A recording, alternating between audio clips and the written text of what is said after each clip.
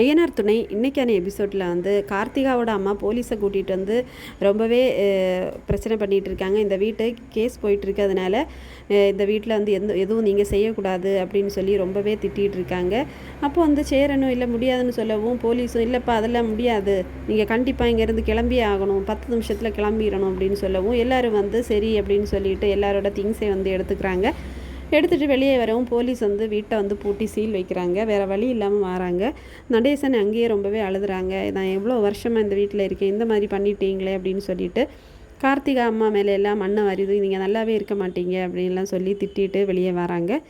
சரி இனிமேல் நம்ம எங்கே போகிறது அப்படின்னு சொல்லிட்டு யோசித்து பார்க்குறாங்க. சரி நம்ம ஒரு ஹோட்டலுக்கு தான் போகணும், வேறு வழி இல்லை, வேறு வீடும் இல்லை அப்படின்னு சொல்லவும் ஹோட்டலில் போய் வந்து 2 ரூம் எடுக்கிறாங்க. ஒன்று வந்து நிலாவுக்கு, இன்னொன்று வந்து மற்ற எல்லாருக்கும் சேர்த்து. அப்போது நிலா போகும்போது சோழன் கேட்குறாங்க, நானும் உங்கள் கூட வந்துடணுமா, ஏன்னா ஏதாவது ஒரு உதவி இருந்தால் செய்யலாமே அப்படின்னு. உடனே வந்து பாண்டியன், ஏண்டா இந்த ரணகலத்துலேயும் எனக்கு ஒரு கிளி இழுப்பு கேட்குதா அப்படிங்கிற மாதிரி ரொம்பவே திட்டுறாங்க.